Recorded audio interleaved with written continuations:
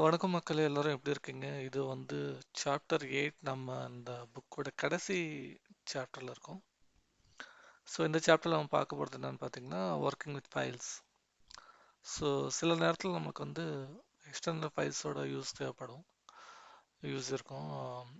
உதாரணத்துக்கு நம்ம வந்து ஒரு பெரிய டேட்டா வந்து ஸ்டோர் பண்ணணும், லார்ஜ் அமௌண்ட் ஆஃப் டேட்டா வந்து நம்ம ஹேண்டில் பண்ணணும். அந்த மாதிரி நேரத்தில் நமக்கு எல்லாமே வந்து பார்த்தீங்கன்னா ஃபைல் ஆஸ் அ சோர்ஸாக இருக்கும். சில நேரத்தில் டேட்டாபேஸில் கூட நமக்கு தேவையான டேட்டாலாம் இருக்கும், அது ஒரு சோர்ஸ். அதே மாதிரி ஃபைல் கூட நமக்கு ஒரு சோர்ஸ். மல்டிபிள் ஃபைல்ஸ் இருக்கும். அந்த மாதிரி ஃபைல்ஸை வந்து நம்ம எப்படி டீல் பண்ணுறது, அது எப்படி வந்து நம்ம ஓப்பன் பண்ணி ரீட் பண்ணுறது லைன் பை லைனாக, அதே மாதிரி அந்த ஃபைலில் வந்து நம்ம கண்டென்ட் வந்து ரைட் பண்ணணும்னா எப்படி பண்ணுறது, இதெல்லாம் வந்து நம்ம இந்த சாப்டரில் பார்க்க போகிறோம். ஓகேவா? ரைட். ஸோ அதில் ஃபஸ்ட் என்னென்னு பார்க்கலாம்.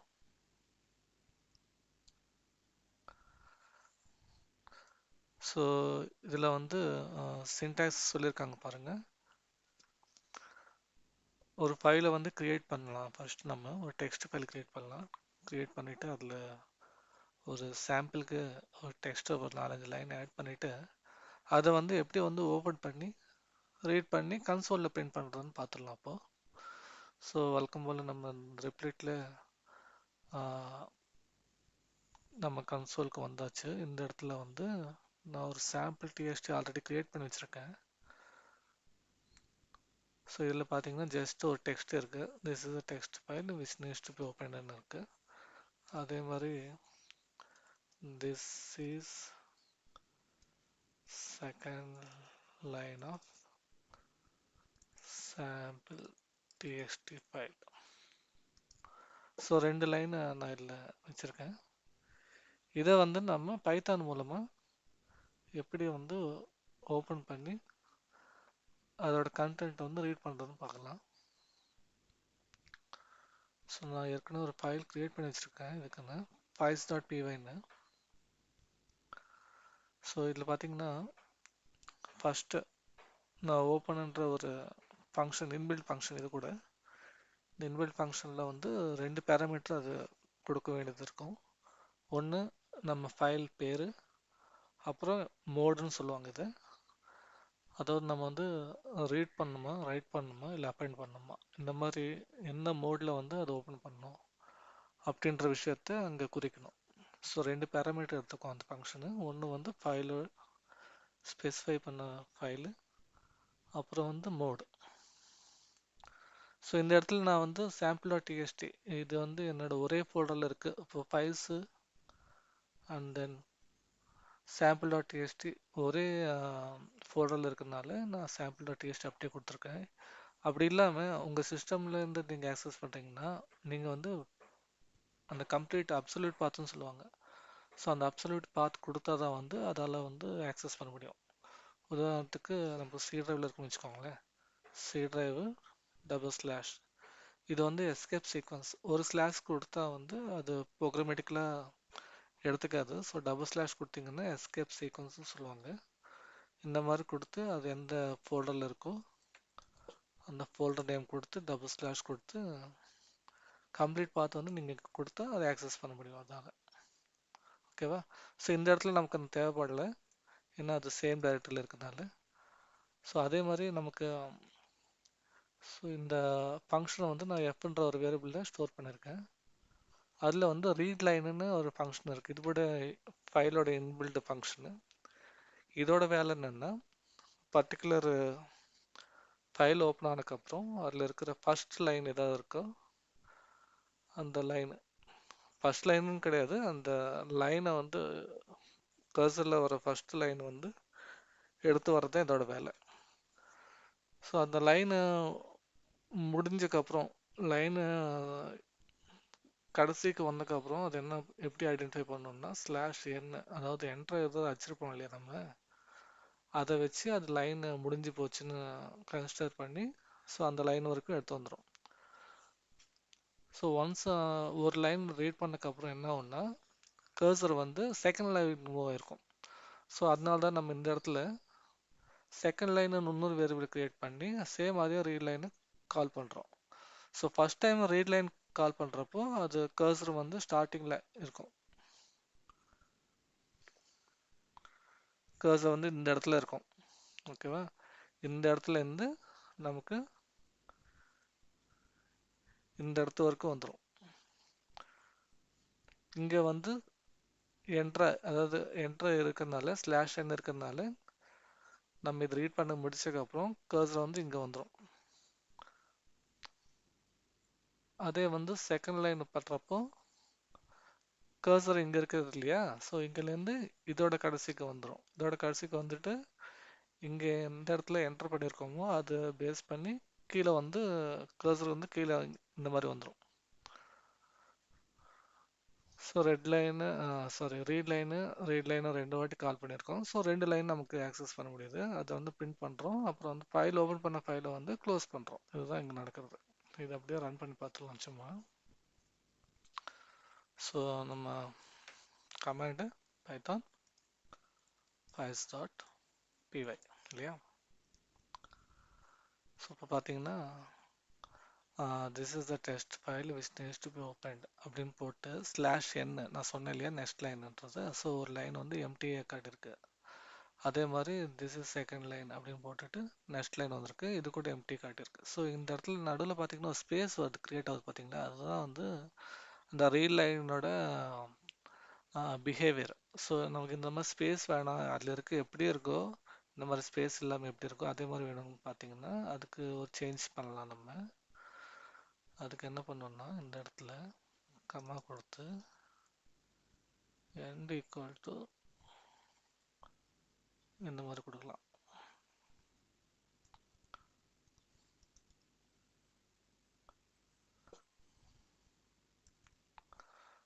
ஒரு வாட்டி ரன் பண்ணி பார்க்கலாம்.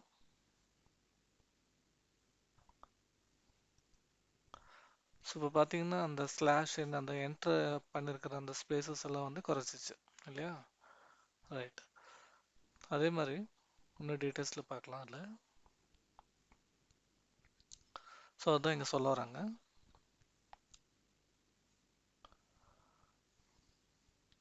ஸோ ரெண்டு பேராமீட்டர் எடுத்துக்கோம் அப்படின்றத வந்து ஒன்று வந்து ஃபைலோட பாத்து, இன்னொன்று வந்து ஃபைலோட மோடு.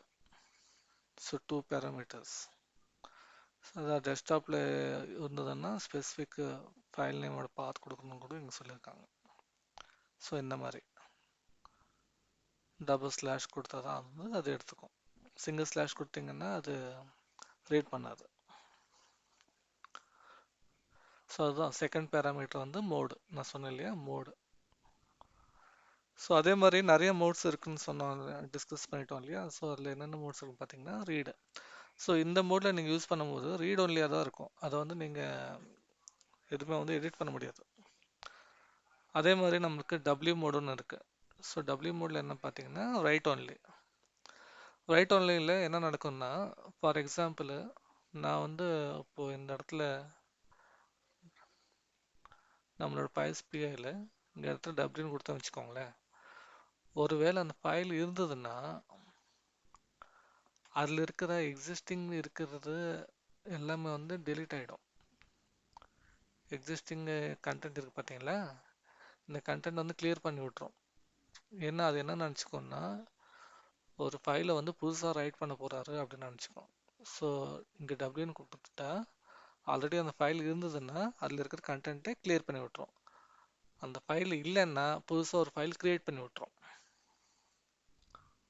புரியுதுங்களா? ஸோ அதுதான் வந்து இந்த டபிள்யூயோட இது. ஸோ அது எப்படின்னு ஒரு வாட்டி பார்த்துலாம் எக்ஸாம்பிள் மூலமாக.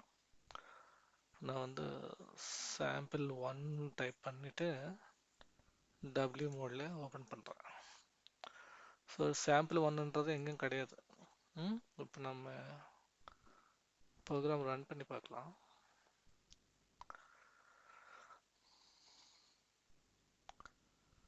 ஸோ இங்கே என்ன வருதுன்னா அன்சப்போர்ட்டட் ஆப்ரேஷன் நாட் ரீடபிள், அந்த ஃபைல் இல்லைன்னு சொல்லுது. ஆக்சுவலாக வந்து லோக்கலில் ரன் பண்ணால் ஃபைல் க்ரியேட் ஆகிருக்கணும். இங்கே கூட க்ரியேட் ஆகிருக்கு. க்ரியேட் ஆகிடுச்சு நமக்கு. ஓகேவா? ஸோ இதில் வந்து எம்டியாக இருக்கிறதுனால ரீட் லைன் வந்து எக்ஸிக்யூட் ஆகல.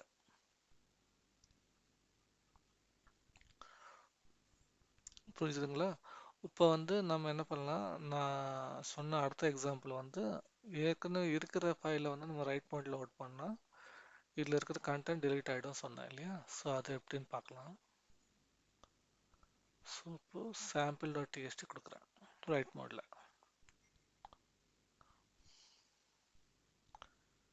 இதை நான் ரன் பண்ணுறேன். ஸோ இப்போ என்ன பண்ணிச்சு பாருங்க. இப்போ என்ன பண்ணிச்சு, அதில் ஃபைல்ஸில் இருக்கிறதெல்லாம் வந்து delete பண்ணி விட்டுச்சு. ஸோ இதை ஓப்பன் பண்ணி பார்த்தா டேட்டா எதுவுமே இல்லை, எம்டி.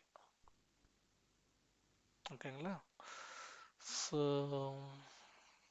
அதே மாதிரி நமக்கு ஏ மோடுன்னு ஒன்று இருக்கு. ஸோ இதை வந்து தவிர்க்கணும். நான் வந்து ஒரு ஃபைல் ஓப்பன் பண்ணால் அது எப்போவுமே வந்து கடைசி லைன்லேருந்து நான் கொடுக்குறத டீட்டெயில்ஸை வந்து ஆட் பண்ணிட்டு தான் போகணும், தவிர்த்து இருக்கிற டேட்டாவை டெலீட் பண்ணக்கூடாது. அப்படின்ற பட்சத்தில் நம்ம ஏ மோடு யூஸ் பண்ணோம். ஏன்னா அப்பெண்டிங். ஸோ இந்த ஏ மோடில் என்ன ஆகுதுன்னா, இப்போது ஒரு ஃபைல் இல்லைன்னா க்ரியேட் பண்ணுவோம். அதே மாதிரி அந்த ஃபைலில் இருந்ததுன்னா அந்த ஃபைலில் இருக்க டேட்டாவை வந்து எதுவும் பண்ணாமல் கடைசியாக அந்த ஃபைல் எண்டிங்லேருந்து அந்த டேட்டாவை வந்து ஆட் பண்ணி கொடுக்கும். ஸோ இது வந்து ஒரு விதத்தில் இது வந்து ரொம்ப யூஸ்ஃபுல்லான ஒரு மோடு. அதே மாதிரி ஆர் ப்ளஸ்ன்னு ஒரு மோடு இருக்குது. இந்த மோடில் என்ன ஆகுதுன்னா ரீட் அண்ட் ரைட்டிங் ரெண்டுமே பண்ணலாம்.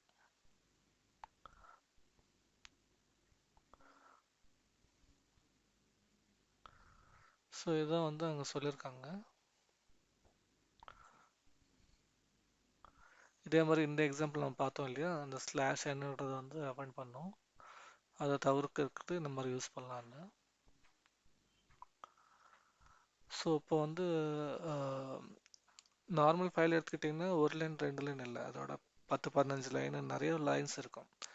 ஸோ நான் ஒவ்வொன்றுத்துக்கும் வேரியபிள் அசைன் பண்ணி அதை பிரிண்ட் பண்ணிட்டு இருக்க முடியாது இல்லையா? ஸோ அந்த மாதிரி நேரத்தில் நம்ம வந்து ஒரு ஃபார் லூப் யூஸ் பண்ணி ஒரு ஃபைலை ரீட் பண்ணலாம்.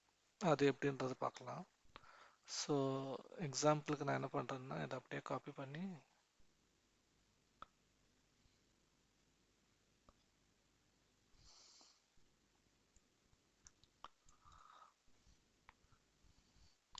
ஏற்கனவே நம்ம இருக்கிற இந்த சாம்பிள்லேயே பேஸ்ட் பண்ணுறேன். ஸோ இங்கே பார்த்தீங்கன்னா 4 லைன் இருக்குது.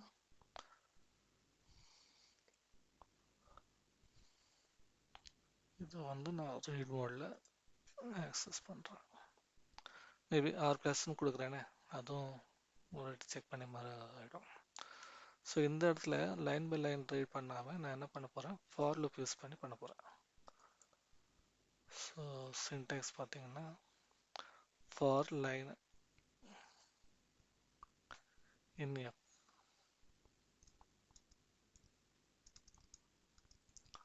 லைன்ன்றது நம்ம டிக்ளேர் பண்ணியிருக்க வேரியபிள் இன் எஃப். ஸோ எஃப்ல என்ன இருக்கோ அது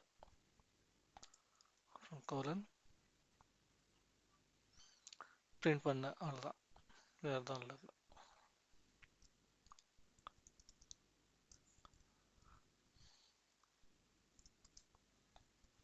அந்த ஸ்பேஸை என்டர் அவாய்ட் பண்ணுறதுக்கு எண்டு. ஸோ இங்கே எரர் காட்டுது என்னன்னா இது இன்டென்டேஷன் இஷ்யூ. ரைட், இப்போ இதை ரன் பண்ணி பார்க்கலாம். ஸோ பார்த்தீங்கன்னா அப்படியே அதில் இருக்க கண்டென்ட் அப்படியே வந்துச்சு நம்மளுக்கு.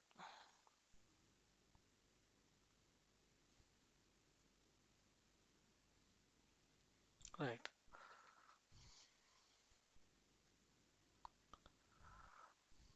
ஸோ வந்து இது வரைக்கும் நம்ம என்ன பார்த்தோம்னா ஒரு ஃபைல் எப்படி ரீட் பண்ணுறதுன்னு பார்க்கலாம். ரீட் பண்ணுறது தான் பார்த்தோம். இப்போ அதே மாதிரி ரைட் பண்ணுறது எப்படின்னு பார்த்துடலாம். ஸோ ரைட் பண்ணுறதுக்கு என்னென்னா நம்ம மேலே பார்த்த மாதிரி அப் அண்ட் யூஸ் பண்ணி ரைட் பண்ணலாம். ஸோ அந்த இடத்துல நம்ம என்ன பண்ணோம்னா ரீட் லைன் யூஸ் பண்ணோம். இந்த இடத்துல நம்ம என்ன பண்ணோம், ரைட் யூஸ் பண்ண போகிறோம். அதுதான் வித்தியாசம். ஸோ அந்த எக்ஸாம்பிள் பார்த்துடலாம். ஸோ ஓப்பன் பண்ணுறது வந்து அப்பெண்ட் மோடில் ஓப்பன் பண்ணி சாரி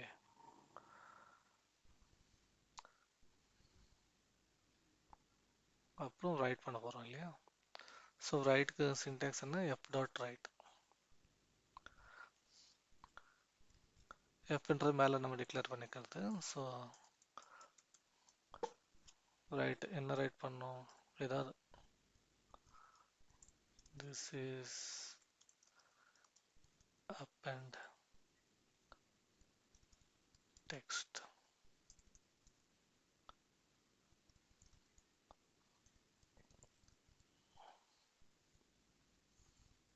போட்டு எனக்கு நெக்ஸ்ட் லைன் வரணும்னா ஸ்லாஷ் n யூஸ் பண்ணிப்பேன்.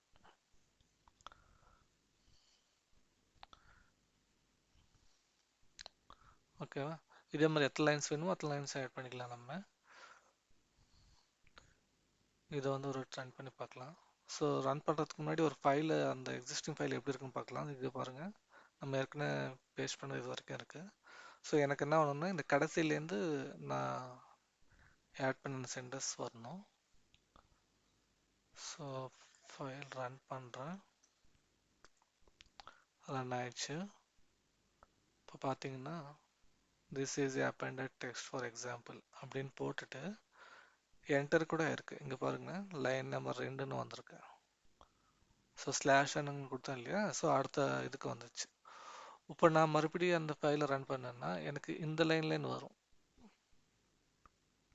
மறுபடியும் அதே ஃபைல் ரன் பண்ணி பார்க்கலாம்.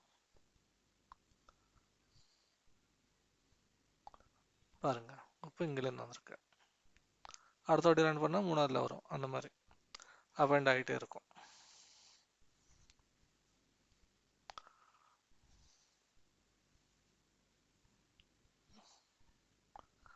ரைட். அதே மாதிரி opening and reading test file by buffer சைஸ்ன்னு சொல்லியிருக்காங்க. இது என்னன்னா நம்ம ஸ்பெசிஃபிக்காக சொல்லணும். ஃபார் எக்ஸாம்பிள் இப்போ ஒரு ஃபைலில் வந்து நமக்கு hundreds and thousands of lines இருக்கு. எனக்கு அவ்வளோ வேணாம், எனக்கு வந்து 10 லைன் இருந்தால் கொடு, ஃபஸ்ட்டு 10 லைன்ஸ் ரீட் பண்ணி கொடு, அந்த மாதிரி பஃபர் மென்ஷன் பண்ணி file by buffer size or program does not use so much of memory resources. இதனால என்ன ஆகுதுன்னா ஒரு பெரிய இப்போ லாக்ஸ் ஃபைல்ஸ்லாம் பார்த்தீங்கன்னா ஜிபி கணக்கில் இருக்கும். ஸோ அந்த மாதிரி நேரத்தில் நம்ம வந்து ஒரு ஃபுல் ஃபைலை ரீட் பண்ணி அதை கன்சோல் பிரிண்ட் பண்ணுறதுக்கு நமக்கு கோத்ரூ பண்ணுறதுக்கு டைம் ஆகும் இல்லையா. ஸோ நம்ம அந்த மாதிரி நேரத்தில் என்ன பண்ணிக்கலாம்னா இந்த பஃபர் சைஸை வந்து மென்ஷன் பண்ணிக்கலாம். இந்த பஃபர் சைஸ்க்கு ஏற்ற மாதிரி அது பண்ணிக்கும். இது வந்து ஆக்சுவலாக லைன்ஸ் கிடையாது. 10ன்றது வந்து மெமரி அலோகேஷன் மாதிரி. ஒரு 10ன்னா 10 பைட்ஸ், 10 பைட்ஸ்ன்ற மாதிரி இங்கே சொல்லியிருக்காங்க. 10 bytes at a time, value 10 in a parenthesis tells read function only 10 bytes. ஒரு 10 பைட்ஸ் ஒரு 100 ஜிபி இருக்குன்னா அதில் எனக்கு 10 பைட்ஸ் இருக்கிற டேட்டா மட்டும் கொடு அப்படின்ற மாதிரி. இந்த மாதிரி கொஞ்சம் கொஞ்சமாக நமக்கு ரீட் பண்ணுறதுனால என்ன ஆகுதுன்னா ரிசோர்ஸ் வந்து நிறைய எடுத்துக்காது. அதே மாதிரி நமக்கு ப்ரோக்ராம் கூட ரொம்ப ஈஸியாக ஆக்சஸ் பண்ணிக்கலாம். இந்த சினாரியோ எதுக்கு யூஸ் ஆகும்னு பார்த்தீங்கன்னா சில நேரங்களில் வந்து நமக்கு ஃபைலோட என்ன கண்டென்ட் இருக்குன்றது வந்து நமக்கு தெரியாது. ஸோ அந்த மாதிரி நேரத்தில் மொத்த ஃபைலும் நம்ம டிஸ்பிளே பண்ணுறதுக்கு பதில் ஜஸ்ட் ஒரு அந்த ஃபைலில் இருக்கிற ஒரு ஒரு சின்ன 2-3 லைன் நம்ம பார்த்தா நமக்கு தெரிஞ்சிடும் இது எது சம்மந்தப்பட்டதுன்னு. ஸோ அந்த மாதிரி சினாரியோவில் இந்த மாதிரி மென்ஷன் பண்ணி பஃபருக்கு சைஸ் கொடுத்து ஃபைலை வந்து ரீட் பண்ணிக்கலாம்.